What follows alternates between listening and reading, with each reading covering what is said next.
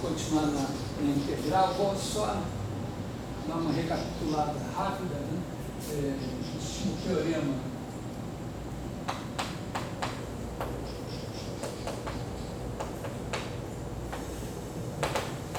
uma F de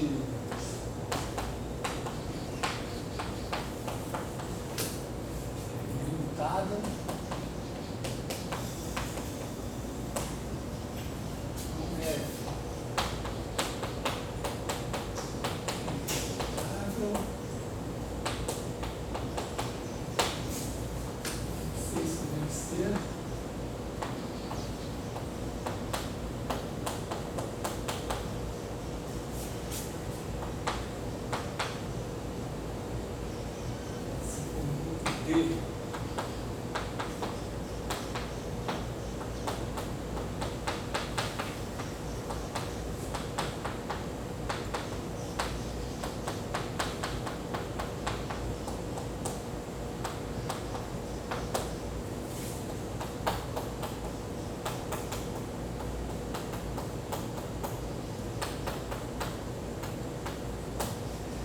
esse é o teorema basicamente do Lebesgue,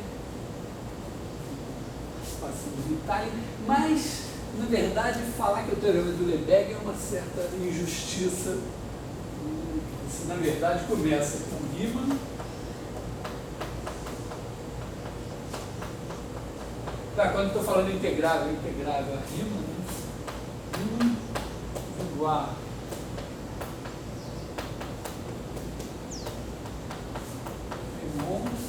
e aí sim vem o Lebesgue.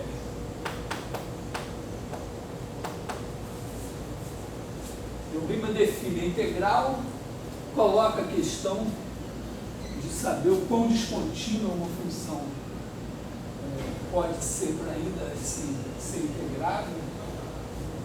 Ele começa a falar da coisa da oscilação. Ele tem uma definição.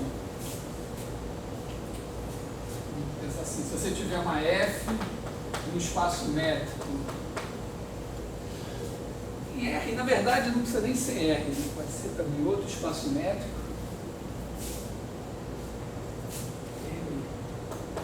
E N, esses dois são espaços métricos, e aí a oscilação, assim, o diâmetro de um conjunto é o sub da distância entre dois pontos do conjunto. Assim, D delta de x é igual a sub das distâncias de x a y, de x, y e x. Então, você olha para um ponto x aqui, pega uma bolinha, raio epsilon sendo x, manda por F para cá, o F de x aqui dentro, em algum lugar, e aí olha para o diâmetro desse cara.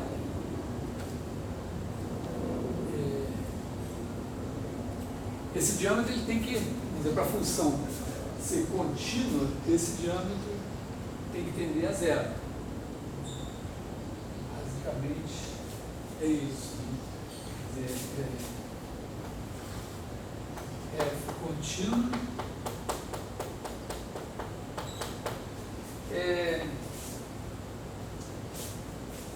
Porque você tem que ter a distância a esse ponto tem que ser pequeno. Mas a distância entre outro ponto e esse tem que ser pequeno. Então a distância entre dois pontos aqui vai ter que ser pequena. Então F contínua, sei somente ser delta da F da bola de raio epsilon sendo x tende a zero quando epsilon tende a zero. Agora, esse diâmetro, ele é uma coisa positiva. e vai diminuindo, claro, né? Porque se você pegar aqui uma bolinha menor, você vai ter um conjunto que está contido nesse. Então o diâmetro desse é menor. Então ela vai, quando o epsilon tende a zero, esse diâmetro aqui ele vai decrescendo. Então ele tem um limite. Então a oscilação de F em x é igual ao limite, quando o epsilon tende a zero mais, do diâmetro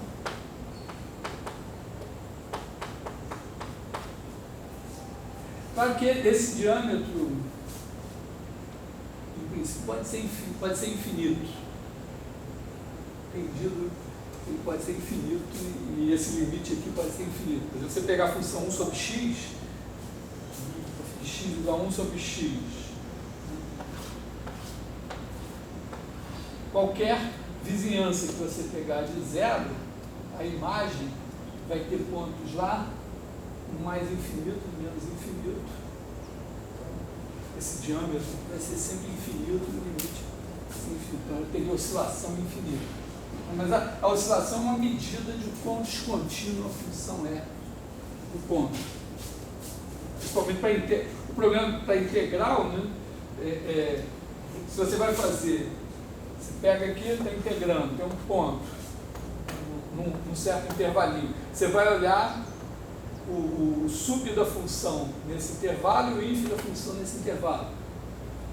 Se aqui tem um ponto em que a oscilação é maior que um certo tanto, você já sabe que você pode chegar tão perto do ponto quanto você queira que você vai ter a diferença entre o sub e o inf vai ficar maior que esse tanto. Então aqui a diferença entre a soma superior e a soma inferior devida só a saber que a oscilação nesse ponto é um certo tanto, vai dar para, vamos dizer, imagina que a oscilação de f, um certo x, dizer, assim, maior ou igual a um certo n. Então, significa que para qualquer bolinha que você pegue em x, tem um ponto tal que o valor da função, tem dois pontos, um valor da função é tanto, outro valor da função é tanto, e a diferença entre eles é maior ou igual a n. Então, com certeza, se você for integrar, tiver esse tamanho daqui, delta, o x daqui, com certeza, se você fizer u de fp menos l de fp, a soma superior e a soma inferior referente a f, tá? Partição que tenha esse intervalinho, independente do que acontece no resto, aqui você já tem maior ou igual que m delta. Que delta é o tamanho desse cara e o m é o mínimo que você pode ter entre a diferença entre o sub e o inf. Então, controlar o que significa é que se você tem um ponto em que a oscilação é não nula, você tem que botar ele dentro de um intervalinho pequeno. Quer dizer, você tem que poder capturar os pontos de descontinuidade, os pontos de oscilação maior que um certo tanto, e botar dentro de intervalinhos pequenos. Então, esse é o critério do Arrimon, até para entender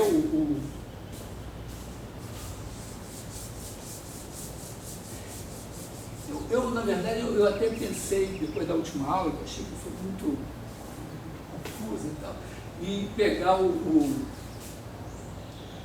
livro do Lebesgue, a parte que ele demonstra esse teorema, e traduzir. Mas depois fiquei com uma certa preguiça, porque teria que vir muitas páginas do trás e tal. Adiei. Mas, de qualquer maneira, o critério do Barremont é o seguinte, né? Assim, outra coisa que vai ser importante é entender também que o conjunto dos x, tais que a oscilação de f em x é menor que qualquer coisa, é sempre aberto. A ideia é o quê? Porque se a oscilação é menor que K, você tem uma bolinha, tal que o diâmetro da imagem, esse diâmetro aqui, é menor que K.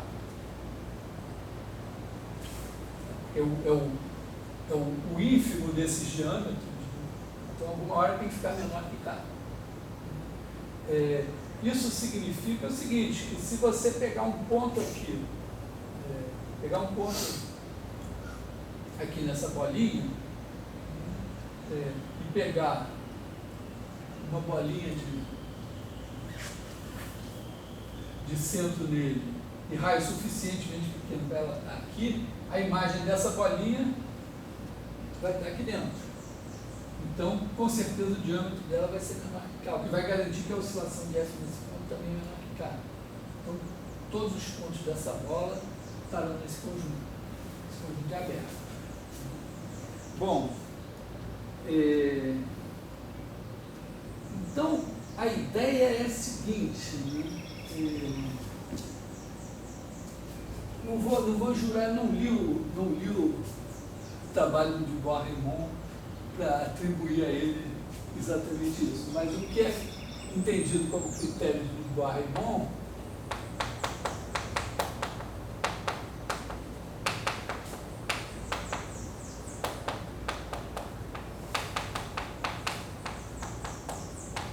acho que tem esse hífen aqui, mas é um cara só. É o seguinte, né? F suposta limitada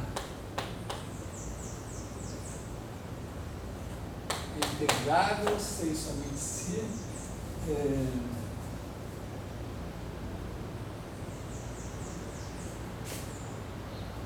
para todo K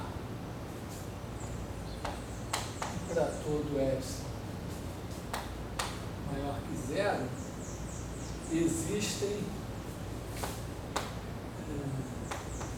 I1 e N intervalos tais que esse conjunto, o conjunto dos x, tais que a oscilação de F e x é maior ou igual a K, está contido em I1 N e 2, vou chamar de medida de I1.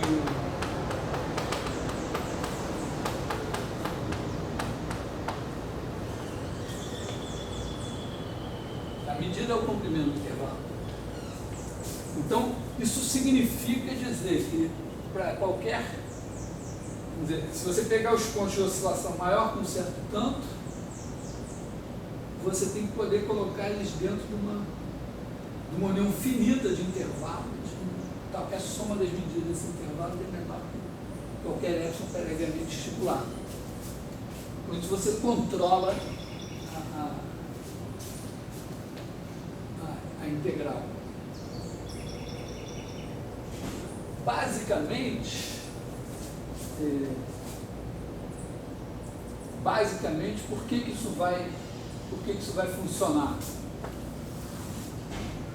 Você quer dado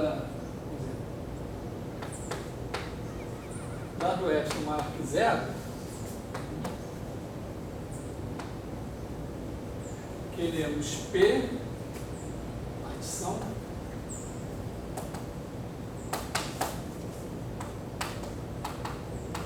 de AB, estou me colocando aqui nesse,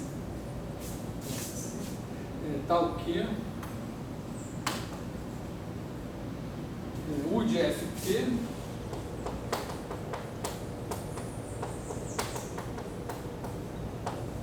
menor que epsilon.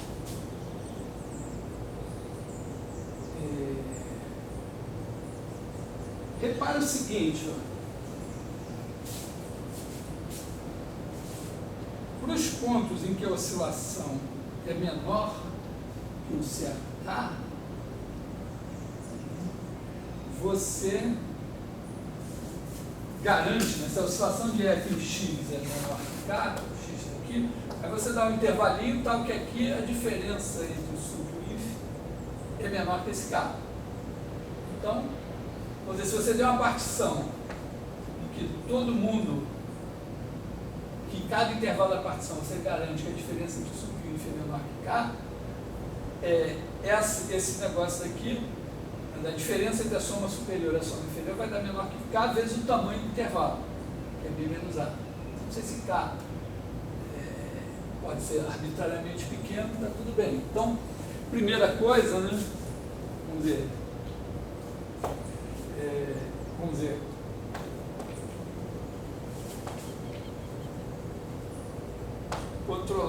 controlar como? Então, esses caras de oscilação pequena, vamos dizer, epsilon sobre 2 vezes b menos a, esses caras de oscilação menor que epsilon sobre 2 vezes b menos a, quando você juntar tudo, vai dar epsilon sobre 2. Então, como primeiro, o conjunto do x, tais que a oscilação de f em x é maior ou igual que epsilon sobre 2 vezes b menos a. O enunciado é para qualquer k, não existe k. Isso aqui é para todo k. Né? Aqui, por exemplo, o critério. Estou pegando um caso específico que depende Sim, vale para todo k. Eu dou o epsilon. A minha ideia é a seguinte: nos pontos onde a oscilação é menor que epsilon sobre 2 vezes b menos a, vai estar sob controle, porque eu tenho epsilon sobre 2 vezes b menos a, vezes no máximo b menos a, que é o tamanho do intervalo. Então isso aqui, esses que não são esses aqui, vão dar epsilon sobre 2. Tá? Agora, quando a oscilação é maior ou igual que isso, acontece o seguinte: a minha função é limitada.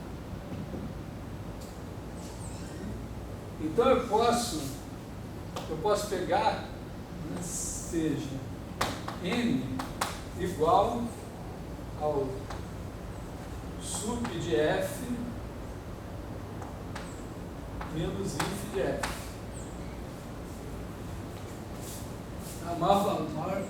Então, o máximo que pode acontecer, mesmo que a oscilação no ponto seja pequena, o máximo que pode acontecer é ter esse m aqui.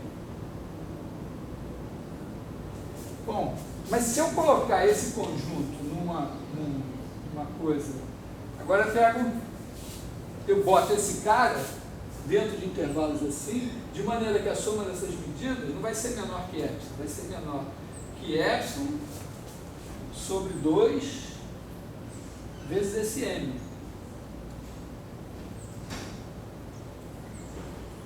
Então, ó, vou chamar esse cara daqui de,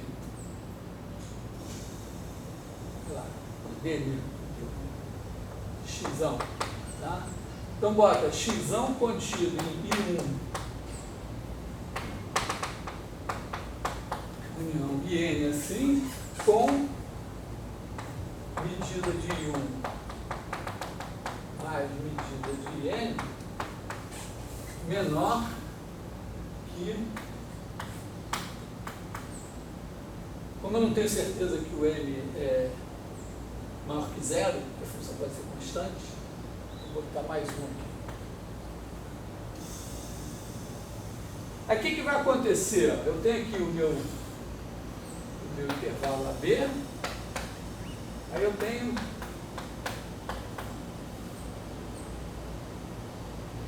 esses caras assim. Então, dentro desse intervalo aqui, esses caras estão... O que acontecer aqui dentro, não importa o que aconteça, porque o sub menos o inf dá no máximo m. E a soma das medidas desses caras dá menos que epsilon sobre 2m mais 1. Então, quando eu multiplicar isso por n, vai dar menos que epsilon sobre 2. E nos outros, vamos dizer, o que sobrou aqui,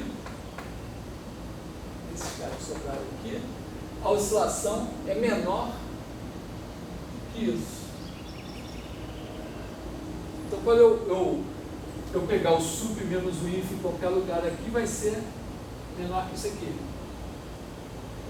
E aí, quando eu multiplicar isso pela soma dos tamanhos dos intervalos, a soma dos tamanhos do intervalo dá menos que B menos A. Máximo daria B menos A que eu tenho no intervalo. Então, 10 sobre 2. E o detalhe final da demonstração é montar e transformar isso numa partição. Juntar esses pedaços numa partição. Você controla esses dois pedaços. 2 AB menos X.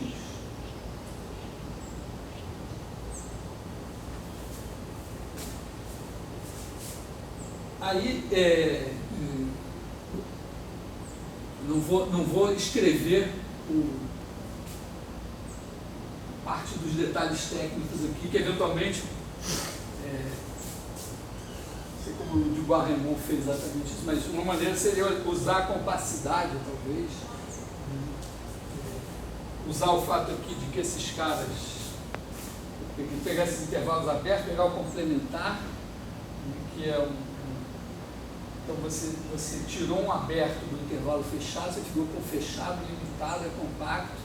Cada ponto tem uma vizinhançazinha em que a diferença entre o sup e o inf é menor que esse tanto. Você vai ter uma cobertura aberta, aí pode tirar sobre cobertura finita, alguma coisa desse tipo, e se virar nos detalhes. Fazendo os detalhes técnicos são fáceis. São detalhes que você tem que fazer. Tem que ter a mão na massa para fazer. Bom, aí a passagem daqui,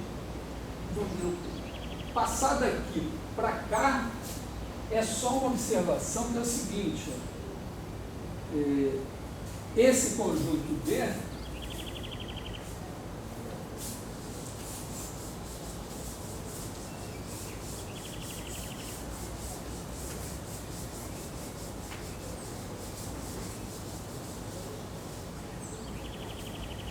observa que isso aqui está dizendo, né, que o conjunto dos pontos em que a oscilação é maior ou igual a K tem medida nula. Na verdade, é mais que medida nula, porque essa soma é finita. Mas, na verdade, como ele é fechado, limitado, vai ser equivalente. Porque claro que se você tem isso para finito, você tem para enumerável. Cobertura enumerável. Mas se você tem uma cobertura enumerável para um conjunto que é fechado, limitado, você tem uma subcobertura finita. Isso aqui vai ser equivalente, nesse caso, a medida nula. E a observação importante aqui é que D, o conjunto dos pontos de descontinuidade, é igual à união de Dn, onde Dn é igual ao conjunto do x, tais que a oscilação de f em x é maior ou igual a 1 sobre n. Porque o conjunto dos pontos de descontinuidade é o conjunto dos pontos em que a oscilação é nula. Ela é não nula. Então, não nula é sempre maior ou igual a um desses caras. Então, está na união desses caras. Isso aqui é um conjunto enumerável. É um exercício, é a soma de uma PG, né? Você mostrar, é saber que a união enumerável de conjuntos enumeráveis é enumerável, que corresponde, na verdade, naturais vezes naturais ser enumerável. Então, união enumerável de enumeráveis é enumerável.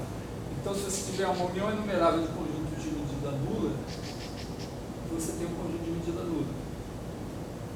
Você tem, quer dizer, Dn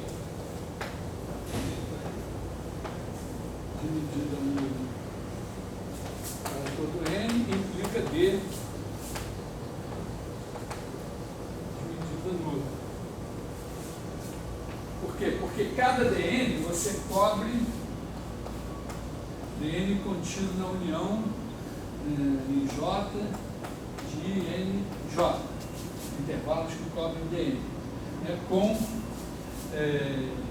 somatório das medidas dos IN e J, J igual a infinito, vou botar assim menor que epsilon sobre 2 elevado a n. Aí se você fizer a união dos dn, está contido na união do n pertencente a n, da união do j pertencente a n, de nj. Isso aqui é numerado. E somatório de n igual a 1 infinito, o somatório de j igual a 1 infinito de n de j é menor que a soma disso daqui, que é epsilon. Então, dado um epsilon, então isso aqui é de passagem a demonstração de que se cada um deles, se você tiver uma família numerável de conjuntos de medida nula, a união tem medida nula. Então, se cada um desses tiver medida nula, esse tem medida nula. Então, bom, pelo critério de Gabor-Reymond, que eu não fiz os detalhes, mas aqui, né, você tem que, para f ser integrável, é preciso que cada um desses tenha até mais do que medida nula. Quando você une uma família numerável de conjuntos finitos, você tem enumerável. Então, isso vai dizer que se a f satisfizer esse critério, esse conjunto dele vai ser dividido a nula. Bom, reciprocamente, se esse conjunto for dividido a nula, cada um deles está contido nele, cada um deles vai ser dividido a nula. Agora, a observação é que, como o complementar desse conjunto é aberto, nós estamos no intervalo fechado, esse conjunto aqui é fechado e é limitado, portanto é compacto. Então, cada cobertura dessas aqui, a DN está contida numa união assim, na verdade você pode tirar uma família finita. Se essa soma infinita é menor que epsilon, soma finita, se for menor, vai ser menor que epsilon. Então, se o D for dividido a nula, isso daqui vai ser satisfeito. Então, vai valer o critério de Gabor-Reymond e a f vai ser integral. Então, no fundo, demonstrar esse critério aqui é demonstrar esse e usar a ideia da compacidade, a ideia da medida nula. Não por acaso, na definição de conjunto de medida nula e o teorema que diz fechado, limitado e compacto estão associados ao nome do Lebesgue. Não sei exatamente como ele pensou, se ele fez essa coisa assim linear. Nunca era coisa muito linear. De qualquer maneira, os ingredientes estão ligados a ele também. Então, isso foi na verdade, foi o resultado da aula passada, que eu também não fiz esse detalhe final aqui. Estou deixando por conta de vocês fazer. Então, olhar. O Cássio está olhando outro, ele está no Cássio. Tem uns bons exercícios. Ele é meu amigo, gosto dele, foi meu aluno.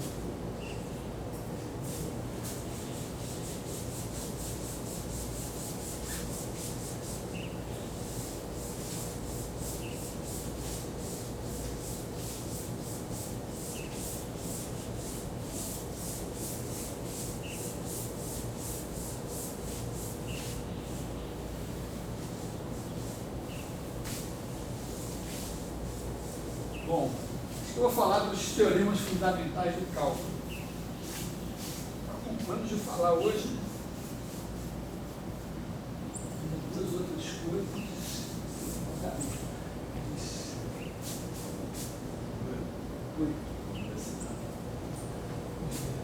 Então, vamos aqui, os teoremas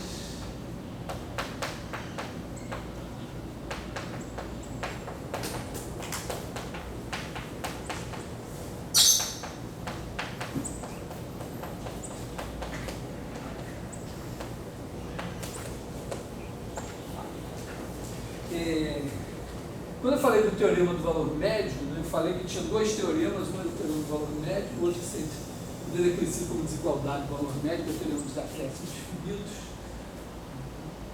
Eu falei que cada um tinha um pouco mais a ver com uma das definições de derivada.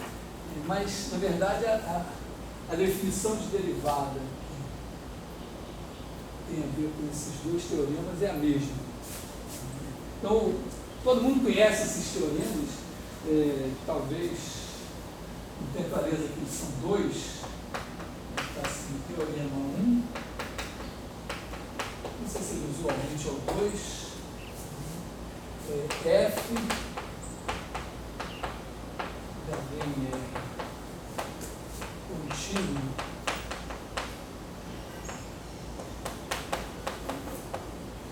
em B,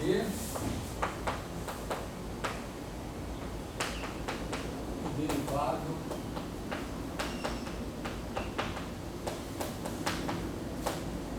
em AB. Então, é importante salientar que não é necessário botar a diferenciabilidade, a derivabilidade de F no fechado, basta ter utilidade.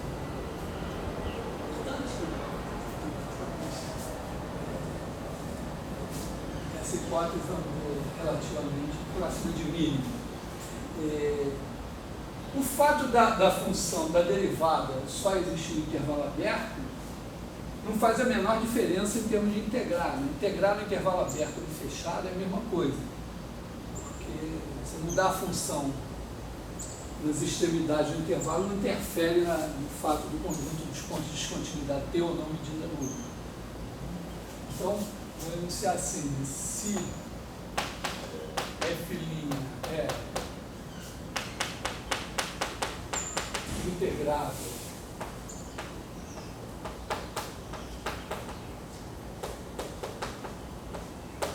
em B, então integral da até B de F'. Aqui o integrável já pressupõe limitado.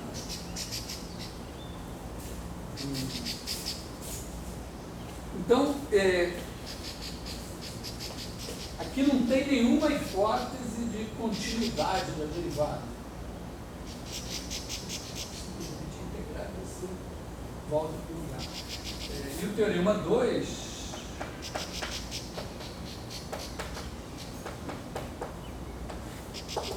a questão do teorema, quer dizer, a questão aqui é recuperar a variação da função. Ele diz que quando você integra a derivada, você recupera a variação da função. Um teorema, em certo sentido, global. Não se passa da derivada de um problema local, é global. O outro é o teorema sobre a possibilidade de encontrar uma primitiva. Então, se trabalha assim com I, intervalo,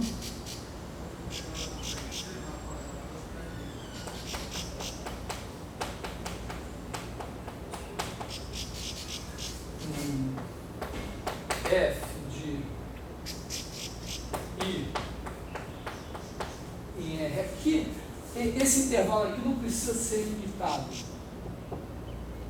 O que precisa é que a F seja integrável sobre intervalos limitados.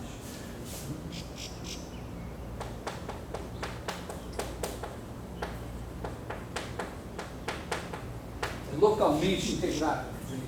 Integrável em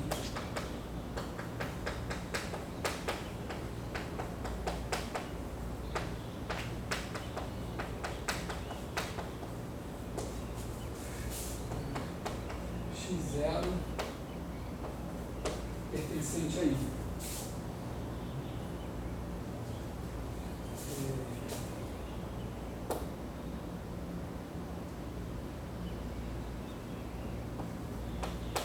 Se você define F grande de I em R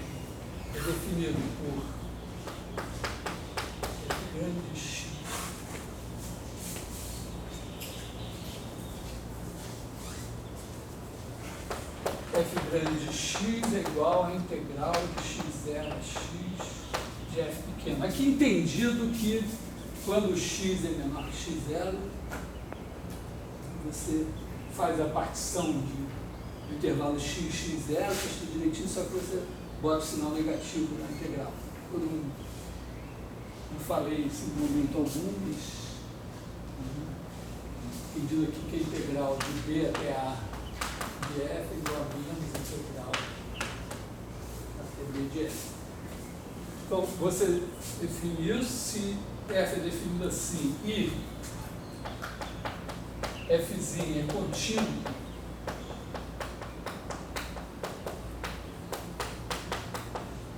em x1,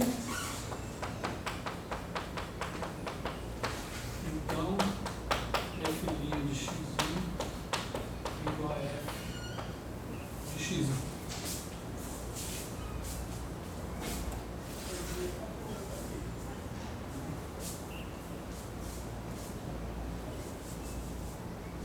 Então, de novo, chama a atenção que esse é um teorema de totalização. Você conhece a taxa de variação fluxo em cada pedacinho e você recupera o fluxo total. Isso aqui se generaliza para o cálculo de várias variáveis como o teorema da divergência, o teorema de Stokes, o teorema da divergência, o teorema de Green, ou como um teorema conhecido pela sigla. Tinha que arrumar, infelizmente, o nome de Stokes não corresponde às iniciais de todos os grandes matemáticos que construíram essa generalização. E esse teorema, que é de uma simplicidade, de uma obviedade bastante grande, nesse caso aqui, a generalização dele para o caso multidimensional, várias variáveis, é bem mais difícil, por razões topológicas. Quer dizer, a questão seria, vamos dizer, quando é que um campo de vetores é gradiente de alguém? Isso já é o fato dele ser contínuo não é garantia. Você pode ter um campo de vetores mais lindo do mundo, polinomial, e ele não ser gradiente de ninguém. Razões. Então, razões mais profundas, que não, vamos dizer, que ficam mascaradas aqui. Então, esse teorema aqui, a generalização dele é conhecido como teorema de de Rham. Como teoremas de de Rham. Teoremas de Douglas. Bom, teorema 1 demonstração física, né? A derivada é densidade de fluxo. Imagina que você tem aqui um negócio entrando aqui, saindo aqui. Você mede o quanto que sai, o quanto que passa em cada ponto, por unidade de tempo, é o F, né? Então, em princípio, se não acontecer nada aqui, o que está entrando está saindo. Está entrando 10 litros por segundo, está saindo 10 litros por segundo aqui. Se não tiver alguma coisa aqui dentro, está acontecendo. Uma contração volumétrica, uma expansão volumétrica. E essa coisa você pode tentar medir localmente, que é medir aqui alfa, beta e fazer f de beta menos f de alfa e dizer, bom, eu vou dividir o beta menos alfa, isso me dá.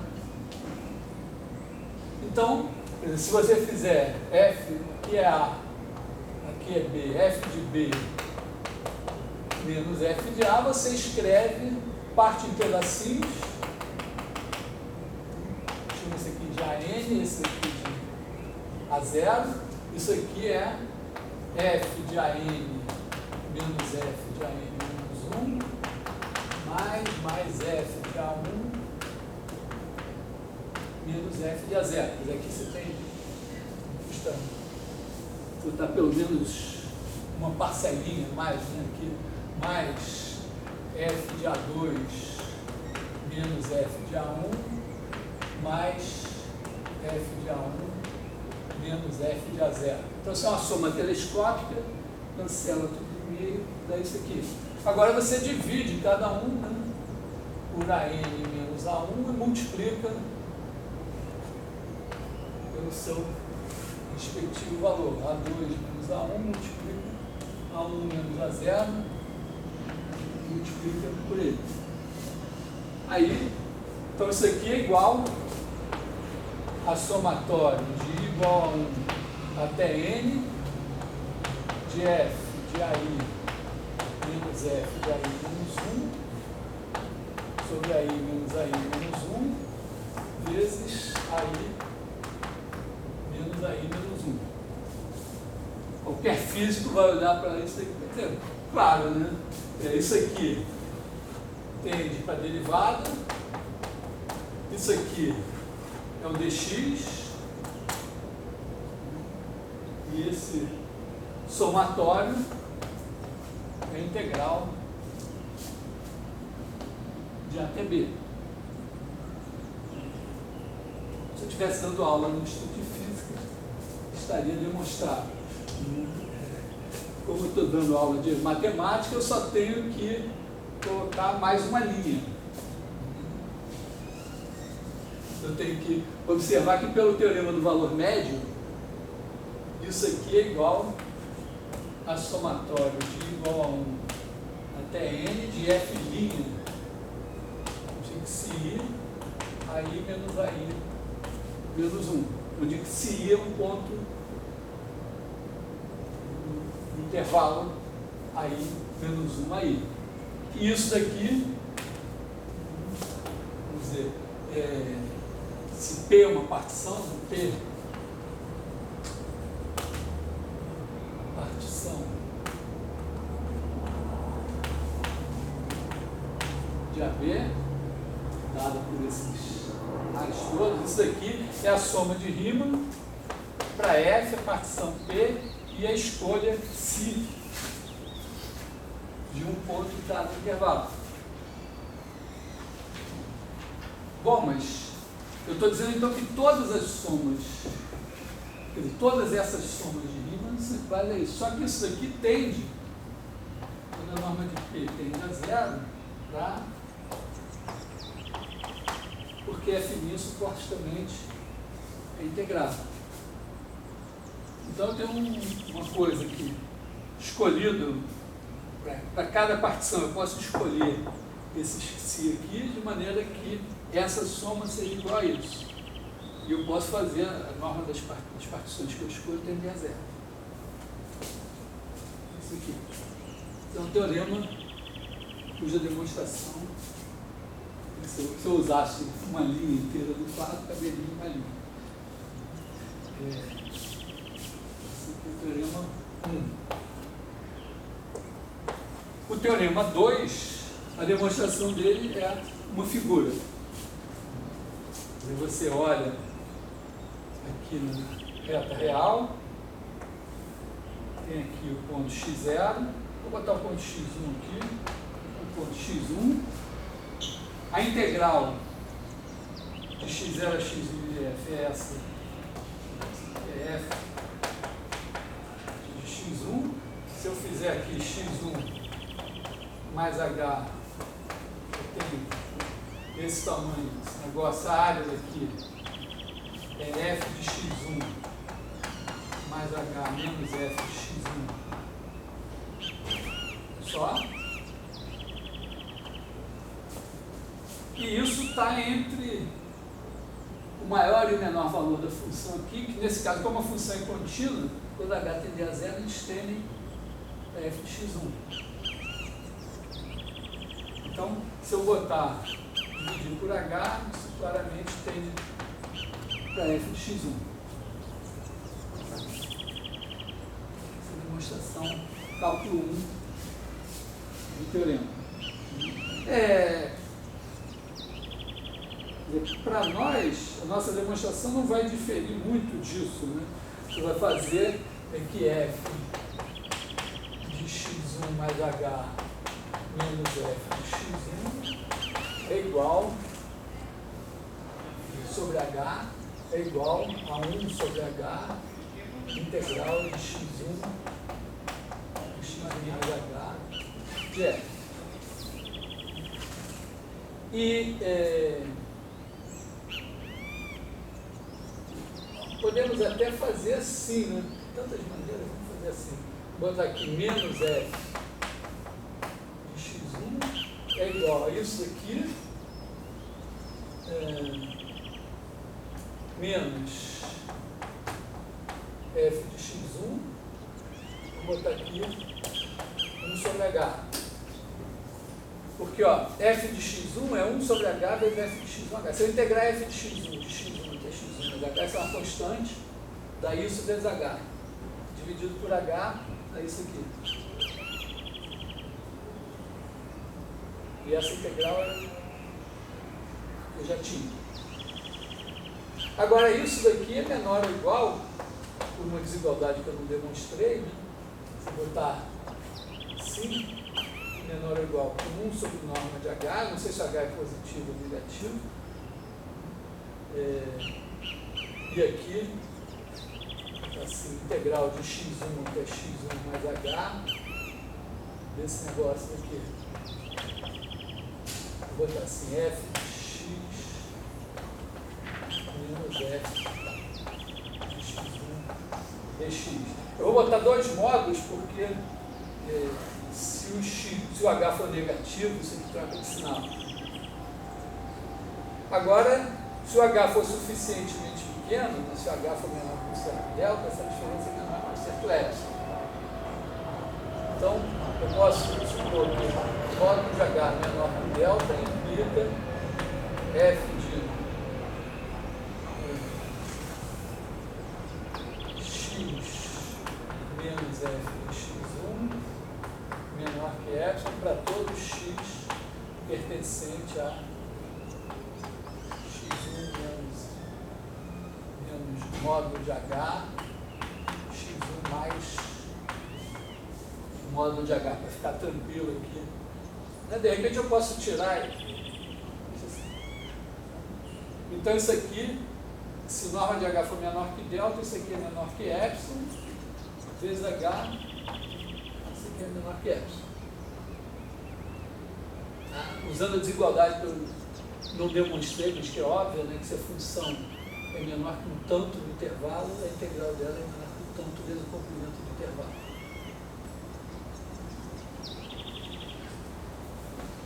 Então, isso está mostrando que essa diferença aqui tende a zero quando H tende a zero.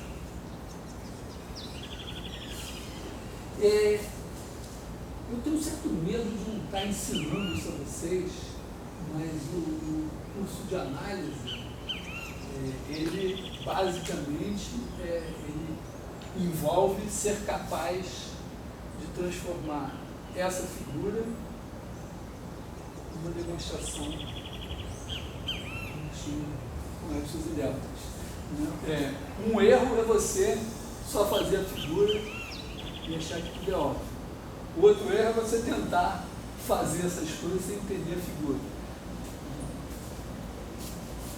Sempre a demonstração ela parte de uma compreensão do que o teorema quer dizer, do que o resultado quer dizer, de quais são o objetivo, de quais são as hipóteses necessárias para que aquilo seja verdade,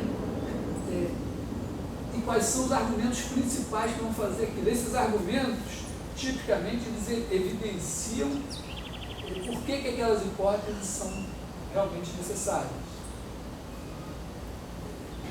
Vamos dizer, se você fizer uma demonstração e não usar alguma hipótese, ou aquela hipótese era desnecessária ou a sua demonstração está errada.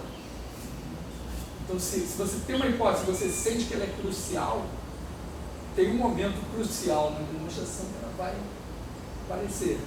Aqui a continuidade da F aparece aqui.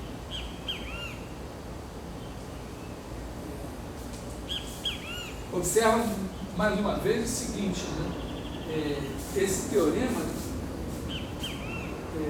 eu também enunciei de uma forma meio minimalista, quer dizer, eu não preciso supor que a F é contínua.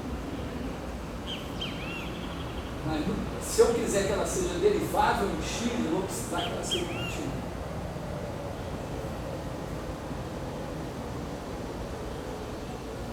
Essa é a ideia. Bom, então esses são os dois teoremas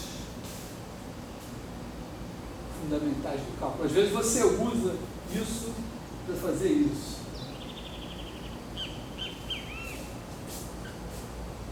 Você parte da função, acha a primitiva. Na verdade, você faz o seguinte: você tem uma função contínua, aí você acha uma primitiva, uma função cuja derivada é aquela. É claro que a função está definida no intervalo. O teorema do valor médio nos garante que duas funções, ou a desigualdade, que duas funções definidas no mesmo intervalo e que têm a mesma derivada diferem de uma constante. Então, se elas diferem de uma constante, qualquer uma delas serve para você calcular isso aqui. Você acha uma, calcula. Bom, beleza? Decepcionante? Os teoremas são tão importantes, mas também o seguinte, né? Quando você constrói a teoria, ela já é construída para que os teoremas centrais da teoria tenham demonstrações óbvias. Por isso que todos nós passamos algum momento no ensino médio, em algum momento, alguém fala, algum professor falou, isso aqui é o teorema de Cauchy. As contas, você tem formas. Eu sou um gênio, o Cauchy demonstrou isso. Para mim é óbvio, mas na verdade o Cauchy demonstrou aquilo quando a teoria não existia. Então depois, ou ele ou outras pessoas construíram, organizaram a teoria para que aquele teorema importante ficasse óbvio. Aí você chega lá, bota a bola bem na marca do pênalti, na linha da pequena área, tira o goleiro e chuta, aí você vai lá e faz um calcanhar. É isso. Uma construção aí toda para que as coisas deem certo. Na verdade, o mais importante na matemática, o segredo, são as definições. É onde você planta os teoremas que você quer colher.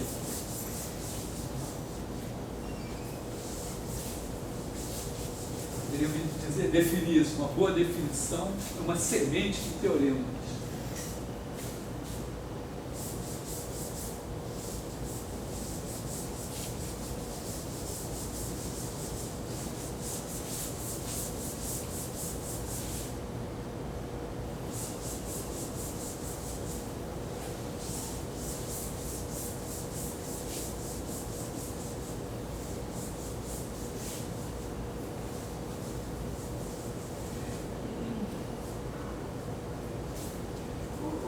Bom, um comentário de mudança de variáveis.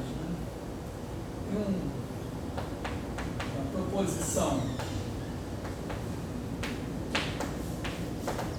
Supõe que você tem uma F, eu vou ser preguiçoso, hein? F de AB.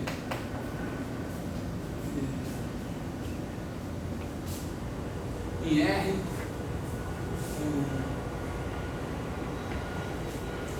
contínuo.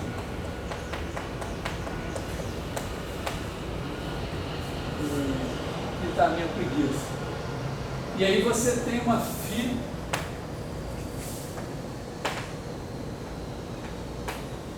de alfabeto em R.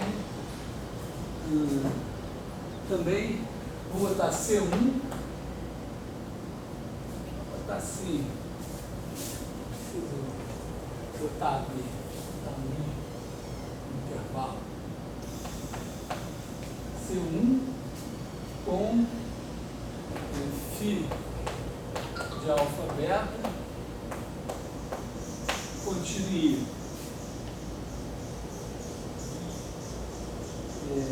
Então,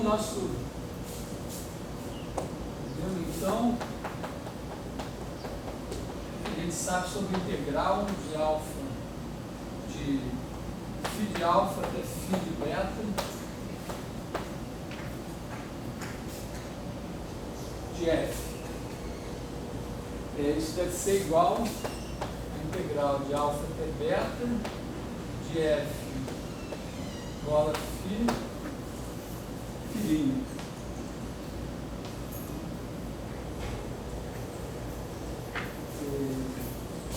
Bom, estou roubando aqui escandalosamente porque essa hipótese de continuidade da f não parece ser necessária, mas você pode escrever, né, que f é igual a f'. Então essa daqui é f de φ de b, φ de beta, menos f de alfa, ao mesmo tempo, como essa daqui é contínua,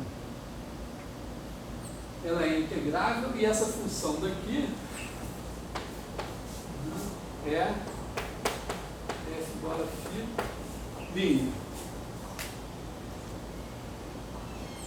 Então, estou usando aqui meus teoremas. Né? Essa função é contínua, então ela é derivada de alguém. Se ela é derivada de alguém, e, bom, sendo contínua, ela é integrável aqui, vale isso. Essa integral φ de alfa, φ de f é igual a isso. Por outro lado, isso aqui é igual a integral de alfa até beta disso daqui. Mas eu estou de novo na hipótese do primeiro teorema. Isso aqui é f de beta menos f de alfa.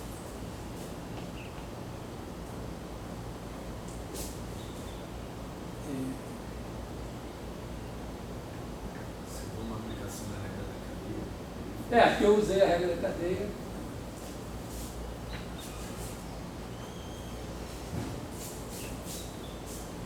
Vou deixar a questão para vocês assim, né? Primeiro, aqui está claro que a φ não precisa ser C1, basta que a φ' seja integrável.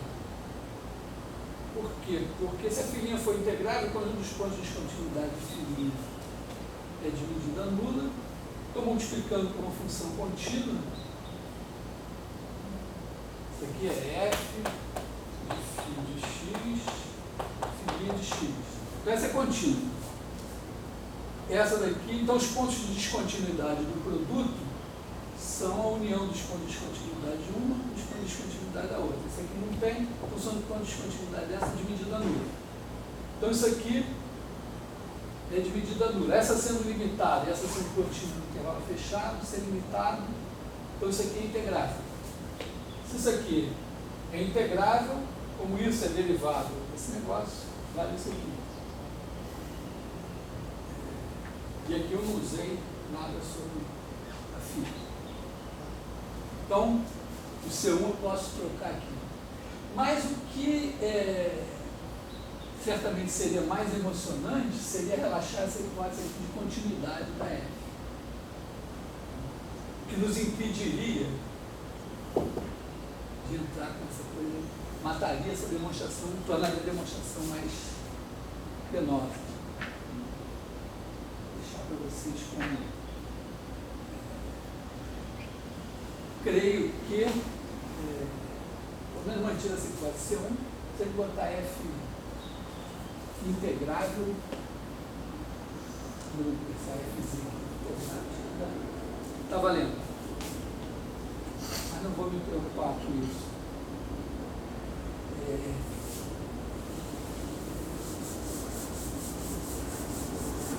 Mas pense aí no assunto.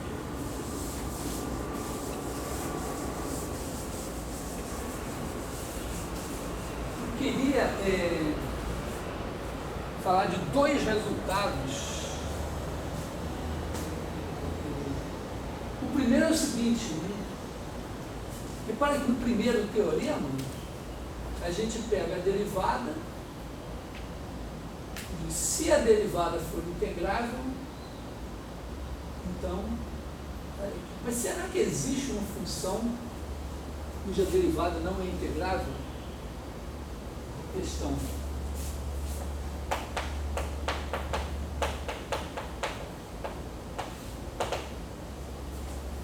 Existe f de AB em R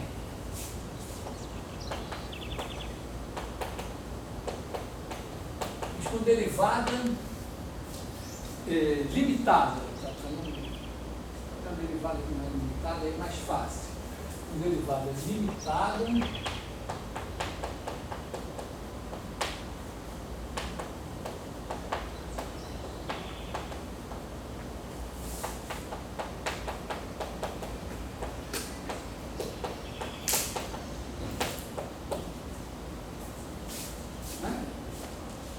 questão razoável. Tem um grande matemático que viveu 100 anos atrás, chamado Victor Volterra, que deu um exemplo disso. E o exemplo do Volterra, ele combina essencialmente duas coisas que a gente já conhece. Uma é o conjunto de Cantor.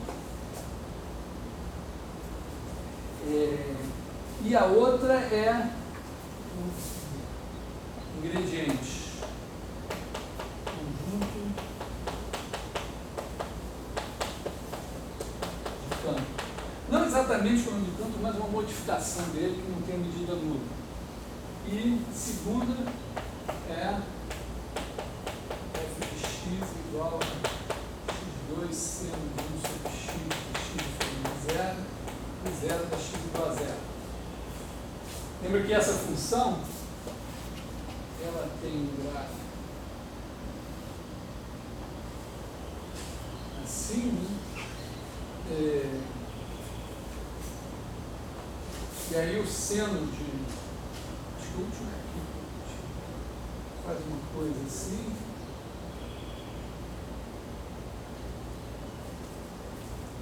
Um gráfico assim, e ela, por conta de estar sanduichada entre x2 e menos x2, ela tem derivada nula em zero.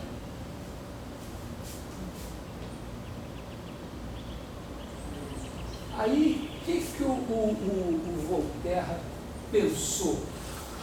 O que eu vou inventar que ele pensou? Ele já morreu, posso dizer que ele pensou o que eu quiser. Mas ele pensou o seguinte: uma função que não, limitada, que não seja integrável, o conjunto de pontos de descontinuidade dela tem que ter medida nula, tem que ter medida não nula.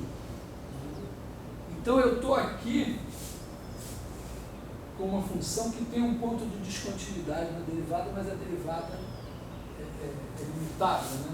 Quer dizer, f', pelo menos aqui pertinho, f' de x é igual a 2x seno de 1 sobre x menos cosseno de 1 sobre x. Então, está bonitinha minha derivada aqui, essa descontinuidade não vai para o infinito.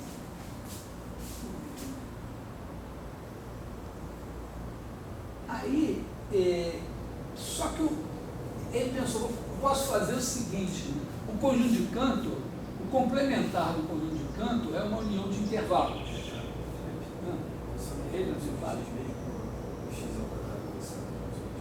Mas tem a derivada de 1 sobre x, que é 1 sobre x.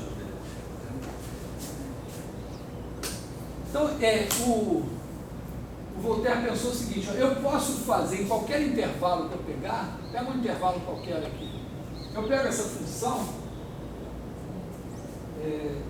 pego a metade desse intervalo e boto aqui. Aí vou até o último ponto aqui em que a derivada se anula, e aí eu fico com, vamos dizer, vou fazer uma coisa assim, aqui, né? Aqui essa minha função, ela vem assim, mas ela tem aqui um último ponto em que a derivada se anulou daqui para cá. Então eu pego a função e termino aqui, apago esse pedaço, aí repito ela igualzinha do lado de cá.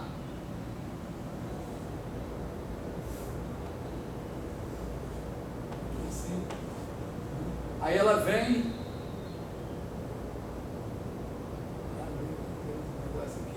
aí parou aqui assim.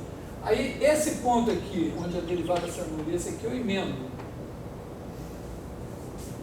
Porque aí eu venho, derivada zero, saio com derivada zero, continuo com derivada zero, e aí eu fico com a minha função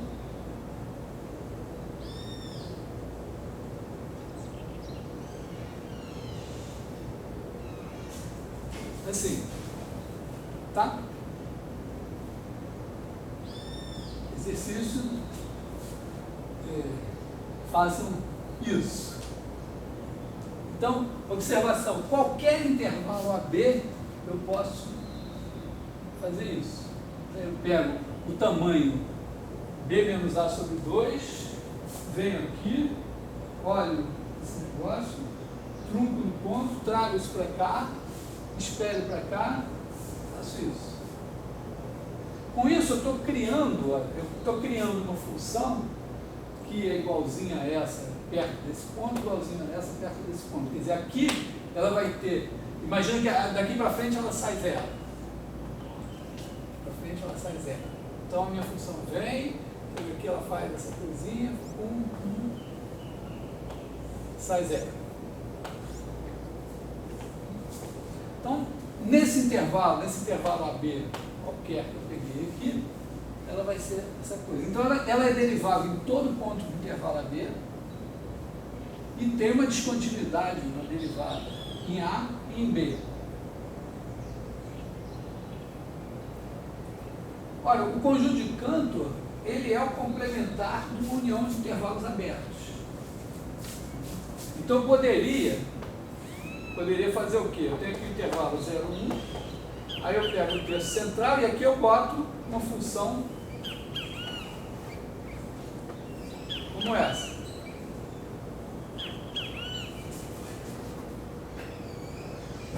Bom, agora eu pego, tiro o terço central aqui e crio de novo aqui outra funçãozinha. É a mesma função, só que tem não, tem sempre infinitas corcóvias. Tem menos, eu tirei algumas. Tem o mesmo número, mas tem menos. E aí você faz aqui assim. E você vai fazendo isso em cada intervalo que você retirar. Está claro que com isso você construiu uma função que no complementar do conjunto de Cantor, ela tem derivada em todos os pontos. Desde que você... E no conjunto de Cantor você define uma função sendo zero.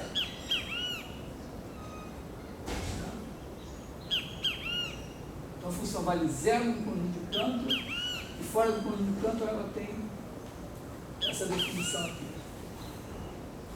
Então, fora do conjunto de Cantor, ela tem derivada. Nas extremidades, nessas extremidades aqui que pertencem ao conjunto de Cantor, tem um probleminha, né? Quer dizer, a derivada, por um lado, tudo bem, é zero. Para o outro, tem que olhar, deve ser zero também. Por que vai ser zero? Né? Imagina que você pegue... na verdade, vamos mostrar que a derivada é zero em qualquer ponto do conjunto de canto. Você pegou um ponto X no conjunto de canto. Aí, vamos fazer para o lado de cá, X mais H. Então você quer olhar a sua F, vou chamar essa função aqui de V de Voltaire, em homenagem. V de X mais H menos V de X sobre H. Vamos pensar o H maior que zero. Então, V de X igual a zero, no conjunto de campo. V de X mais H está aqui. Bom, se X mais H, V de X mais H igual a zero, se X mais H pertence ao conjunto de campo. Se não, o que vai acontecer? Bom, está dentro de um certo intervalo AB que não está no conjunto de campo.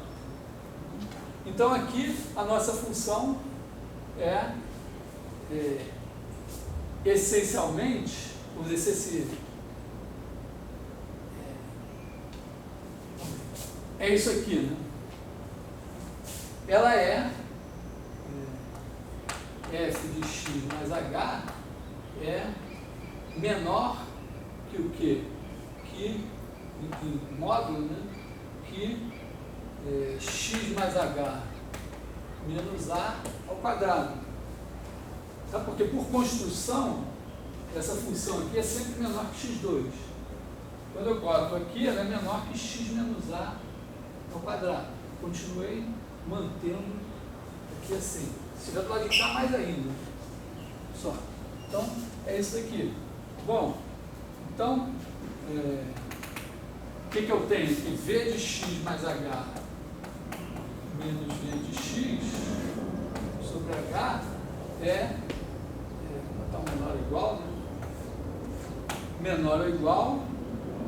Só que x mais h menos a, aqui no caso do h está assim, o a está à direita do x. Então isso aqui ainda é menor que H2.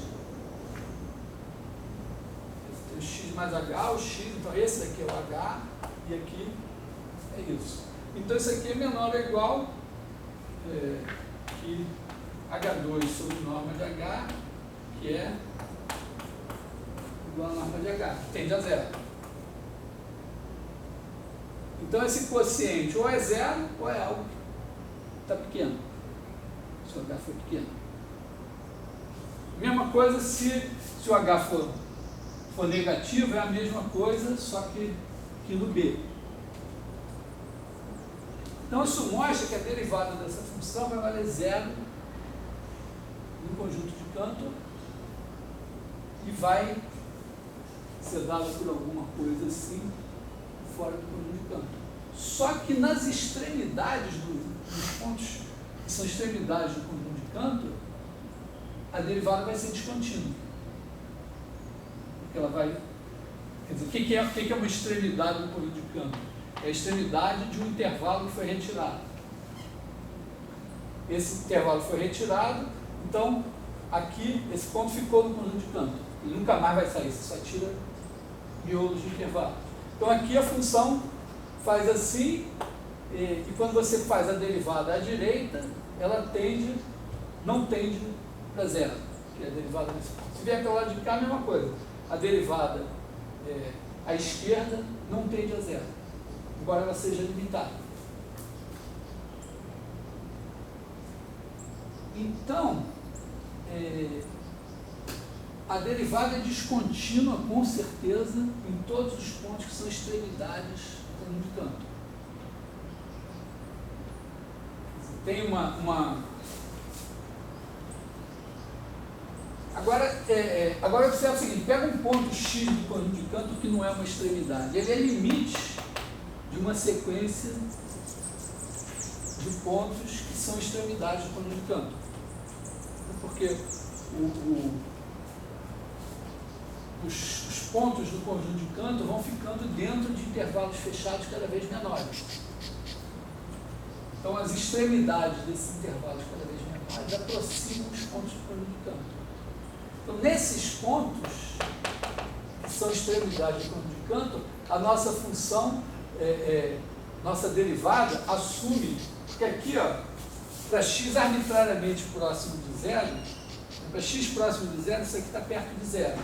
E isso daqui está perto de 1 ou de menos 1, que ele assume qualquer valor entre menos 1 e 1.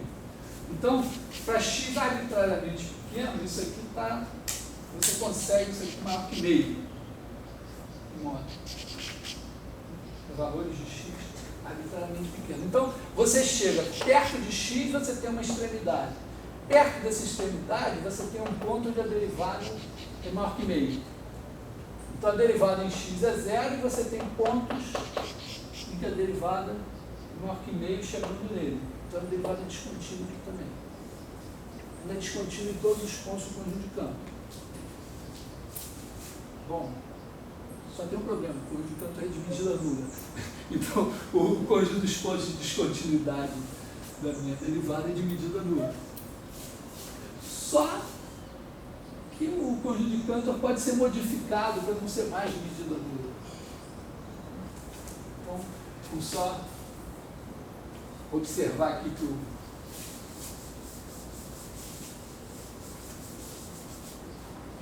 conjunto de Cantor, linha, tem um nome aí, uns bits. Mas o que você faz? Você pode pegar aqui e tirar. Primeiro você tira um intervalo, depois você tira 2, depois você tira 4, etc. Então você tira um intervalo de certo tamanho, depois você tira um meio, quer dizer, você tira 2 vezes um certo tamanho, depois 4 vezes um certo tamanho, etc. E isso aí vai ser o tamanho total que você retirou. Então imagina que você começa tirando alfa sobre 2, depois você tira 2 de tamanho alfa sobre 4, depois você tira 4 de alfa sobre 16, e assim você vai. Aí você tem alfa sobre 8 aqui, né?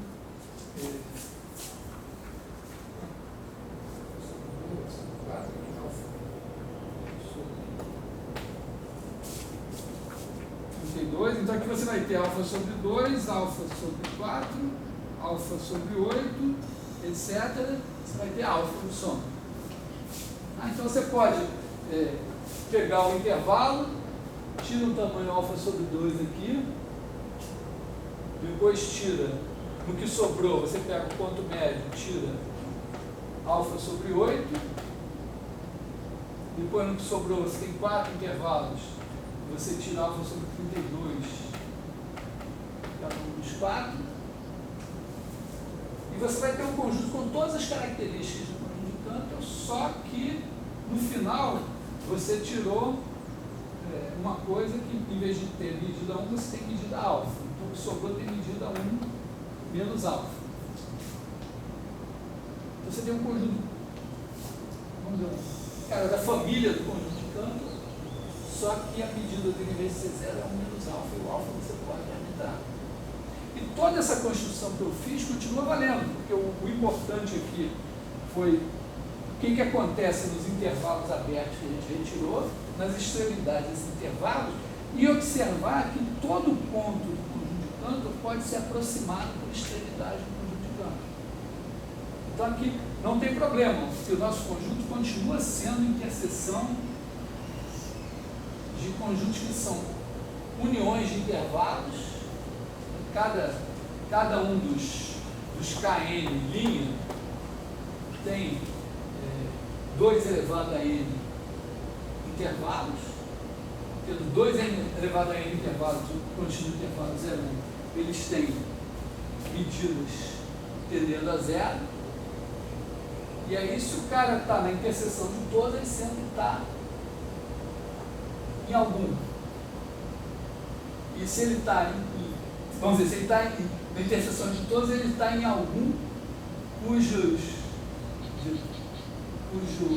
comprimento dos intervalos que compõem esse algum é pequeno. Então ele está perto de pontos extremos do conjunto de campo, onde a derivada é descontínua. E aí a derivada dele vai ser descontínua também. Então, com isso, a gente tem uma construção de um bom exemplo, em que, mais uma vez, eu não escrevi os detalhes, mas estou tentando mostrar as ideias, de uma função definida no intervalo fechado 0, 1, com derivada em todos os pontos, inclusive derivada à direita em 0 e à esquerda em 1. A derivada é limitada, mas o conjunto dos pontos de descontinuidade da derivada não é de medida nula, então ela é integral. Então, de fato, a segunda metade do século XIX foi pródiga em exemplos, assim, em análise, coisas esdrúxulas. Esdrúxulas, o pior é que de vez em quando alguém mostrava que as coisas esdrúxulas eram a maioria. Às vezes acontece isso nas eleições também. Coisas esdrúxulas e o esdrúxulo é você, a maioria que você achava esdrúxulo. Bom, então isso para nos deixar mais tranquilos em relação ao teorema fundamental do cálculo. Necessidade de supor que a derivada é integrável para poder ter a conclusão do teorema. Queria mostrar uma outra coisa que também tem a ver com medida nula, que é um teorema bastante importante. A nossa versão é simples, porque nós estamos em dimensão 1.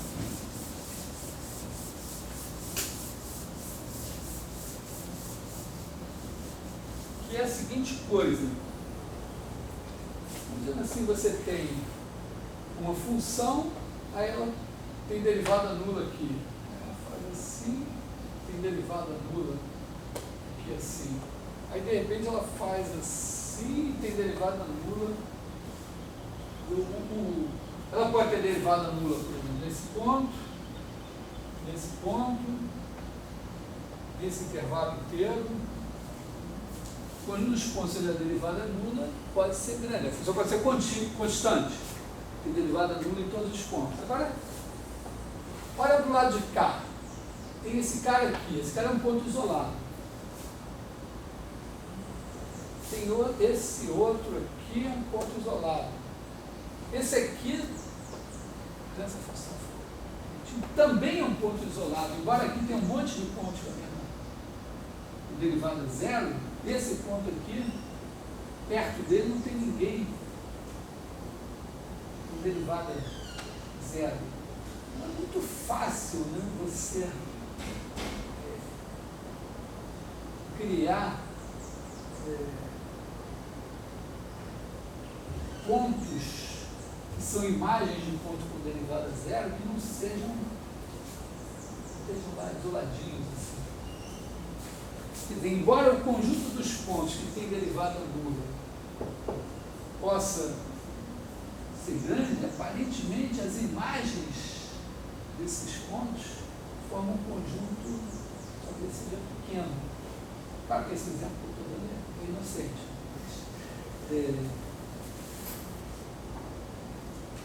Mas isso é um teorema.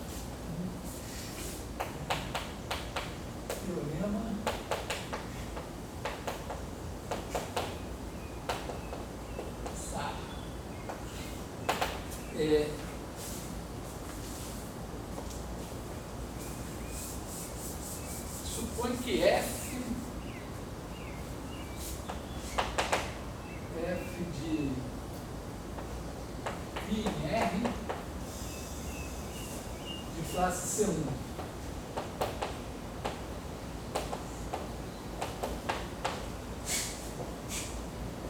Chama de C igual ao conjunto dos X pertencentes a I, tais que f' de x igual a zero. A conclusão que o teorema diz é que f de c é de medida nula.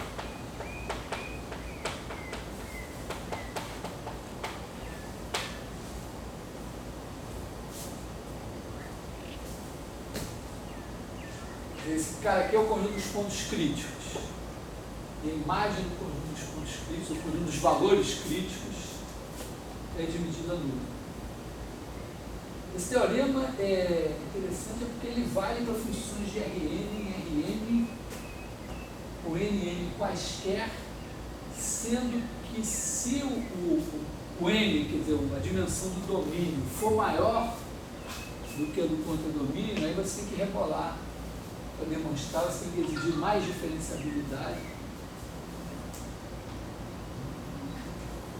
Ele não deixa de ser tão simples. No nosso caso, como a dimensão aqui é 1, essa demonstração deve mudar muito, você botar aí. Vamos fazer tentar olhar o que acontece.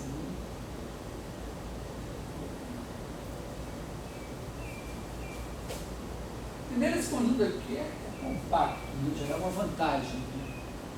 Porque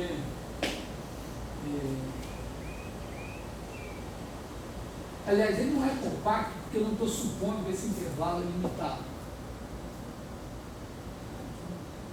Ele é fechado, porque ele é a imagem inversa de um fechado. O conjunto restrito ao zero é um fechado, a imagem inversa dele é um fechado. Só que se o I não é limitado, ele não é compacto. Mas não tem problema, eu posso pegar, demonstrar o teorema para I limitado. Se eu mostrar que, no caso, limitado esse conjunto de medida nula, quando o I for ilimitado, você faz a união de intervalos limitados dando I. E aí a imagem da união é a união das imagens, cada uma vai ser dividida nula. Você vai ter uma união enumerável. Então, faz assim, demonstração.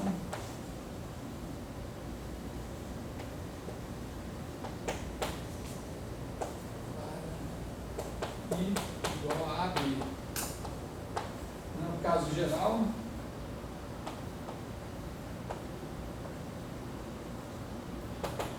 I igual a união de AN BN.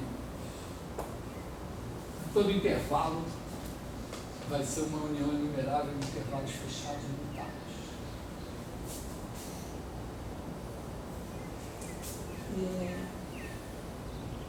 Bom, o que eu tenho que fazer? Eu tenho que pegar e botar a imagem desse cara.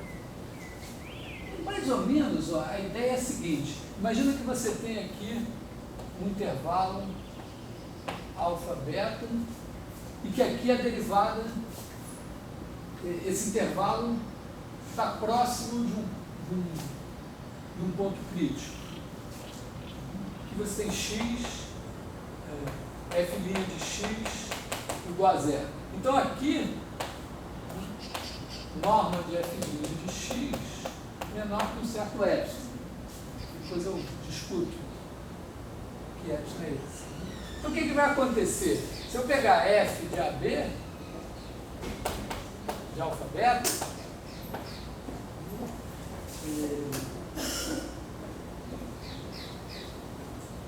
bom, o que eu tenho? Eu tenho que f de x1 menos f de x2, se x1 e x2 estão aqui, vai ser menor ou igual que epsilon x1 menos x2.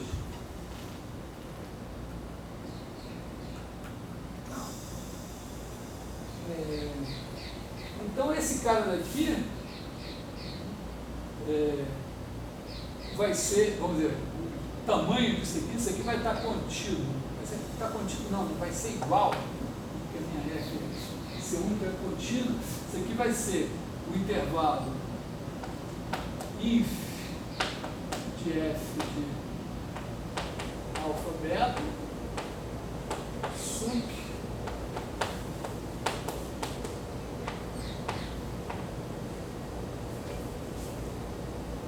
só que eu posso fazer uma sequência de x1s convergindo para esse vamos dizer, para o ponto de mínimo, uma sequência de x2 convergindo para o ponto de máximo, e aí a diferença, vamos botar aqui assim, né? Isso aqui eu posso botar assim, é máximo, mínimo, que é máximo. Bom, o que acontece?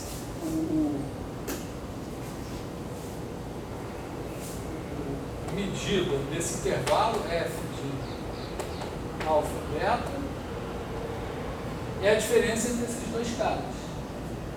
É f do ponto de máximo menos f do ponto de mínimo. Com certeza, ela é menor ou igual que é epsilon vezes a distância entre o ponto de máximo e o ponto de mínimo, que é menor ou igual que beta menos alfa. Tá? Bom, então acabou. Acabou, né? Porque eu cubro, vamos dar epsilon. Dado epsilon maior que zero, existe delta maior que zero, tal que norma de x, de y menos x menor que delta implica norma de f' de y menos f' de x menor que epsilon sobre b menos a.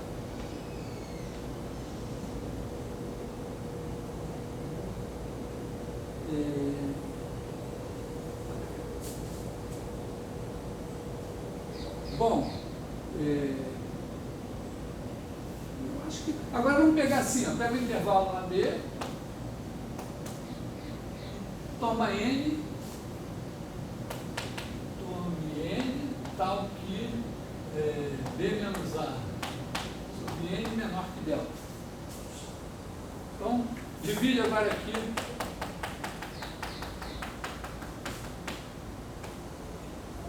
B menos A sobre N.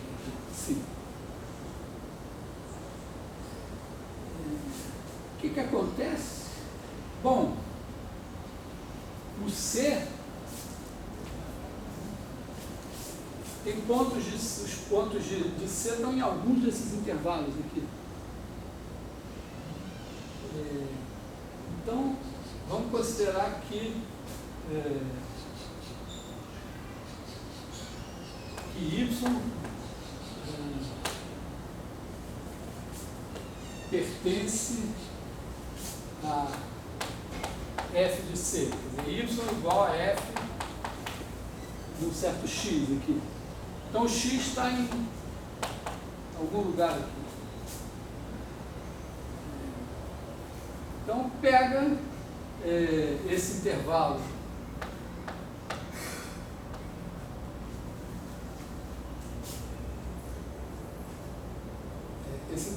aqui contendo x e esse intervalo aqui I, índice x, e a f de índice x é um intervalo cuja medida é menor ou igual que epsilon sobre b menos a vezes b menos a sobre n. E os intervalos que não tiverem, então na verdade, qualquer intervalo que tiver um ponto crítico vai dar isso.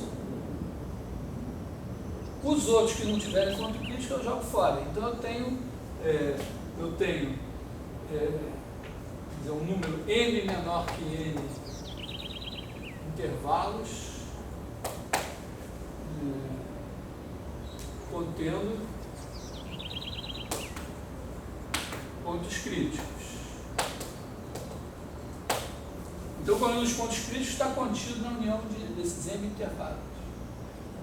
As imagens desses M intervalos, cada uma delas vai ser um intervalo de tamanho epsilon sobre N.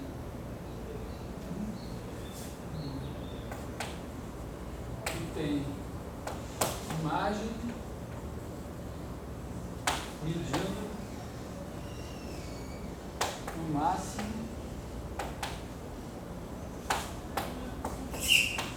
epsilon sobre N. Então, juntando esses intervalos todos, eu tenho M epsilon sobre N, que é menor ou igual que epsilon. Eu dou um epsilon e cubro a imagem do conjunto dos conjuntos dos pontos críticos por uma união de intervalos, tal que a soma das medidas é menor que epsilon. É até relativamente simples, mas esse é o teorema cuja demonstração vamos dizer, se você fizer uma função de Rn em Rn, de classe C1, com N e N, mesmo no domínio, no contra-domínio, a demonstração é essencialmente isso, com um pouquinho mais de trabalho burocrático, quase burocrático, vamos dizer assim, trabalho técnico. Se a dimensão do contradomínio for maior que a do domínio, melhor ainda. Mais fácil. Se a dimensão do domínio for maior que a do contradomínio, aí você tem que regular. Tem que mudar a hipótese, tem que aumentar a classe de diferenciabilidade em relação a quanto maior for a diferença, vamos dizer, quanto mais alta for a dimensão do domínio em relação ao contradomínio, mais diferenciabilidade você tem que exigir aqui. De maneira barata, dizer, vamos fazer algo sem infinito.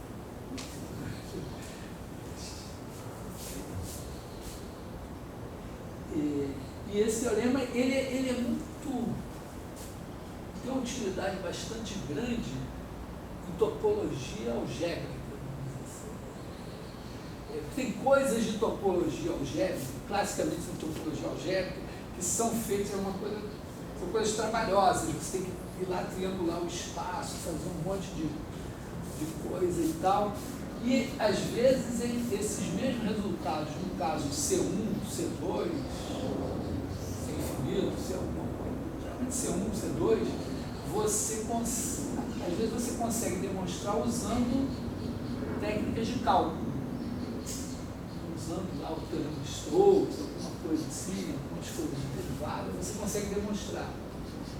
E aí você quer, vamos dizer, essencialmente aproximar funções contínuas por funções de classe C2, infinito e tal, e aí você resolve o caso contínuo simplesmente passando o limite de coisa C1 C2. Só que às vezes a coisa C1 C2, o argumento lá, ele funciona, mas não pode ser um valor crítico. Um valor crítico, o argumento esbarra. Então, é legal você saber que o conjunto dos valores críticos é um conjunto de medida nula, porque o conjunto de medida nula, ele não pode ser, o complementar dele é denso. O conjunto de medida nula, ele não pode conter nenhum aberto. Um aberto já é de medida não nula. Quadradinho ali dentro. Então, muitas vezes o que a gente usa, em muitas situações você usa daquilo, o fato de ser de medida nula, o fato é que o complementar dele é denso. Isso pode ser suficiente em muitas situações. Mas ele tem o seu valor intrínseco. Bom, acho que hoje eu estou deixando muita coisa assim,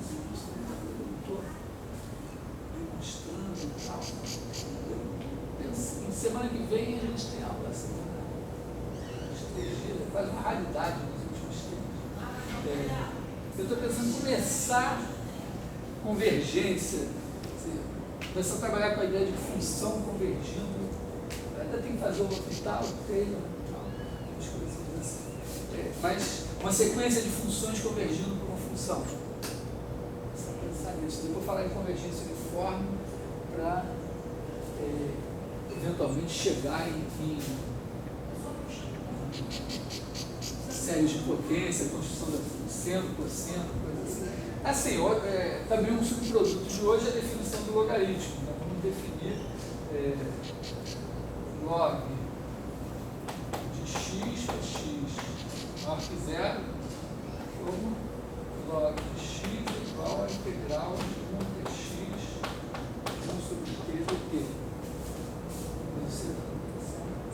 Mas, pelo teorema fundamental do cálculo, ele demonstrou hoje, isso aqui sendo contínuo, né?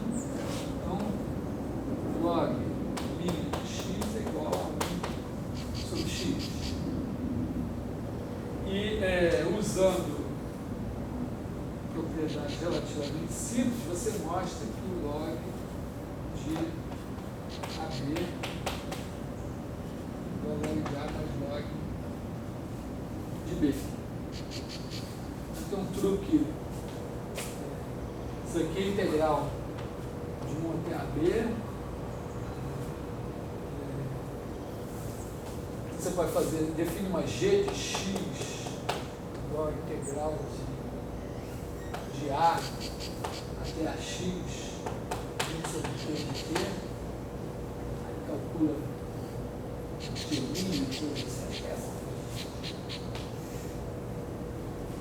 g' de x vai ser, regra da cadeia aqui, vai ser A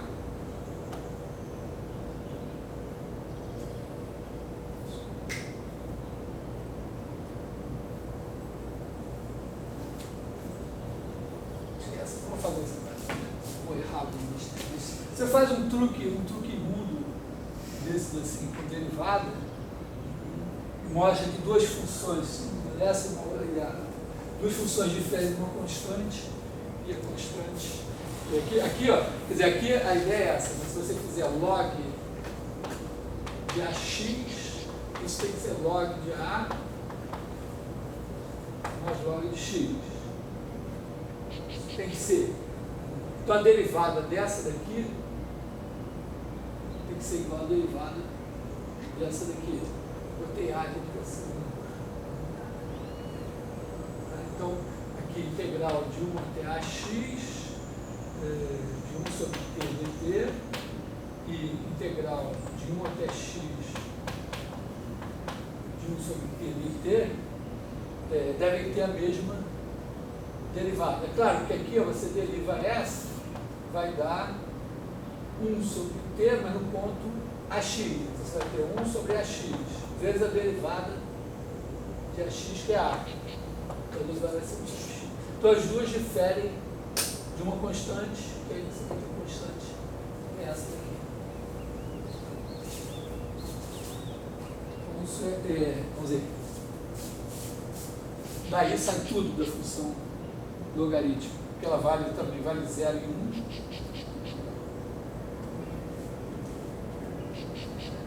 Então, minha ideia é agora começar a falar de convergência de funções e começar a fazer coisas. Começar a usar as coisas. Tem que poder, por exemplo, usar o teorema fundamental do cálculo para definir logaritmo. Usar para definir exponencial como inversa do logaritmo. Provar que satisfaz tudo, tem que satisfazer. Depois definir seno e cosseno, a série de potências.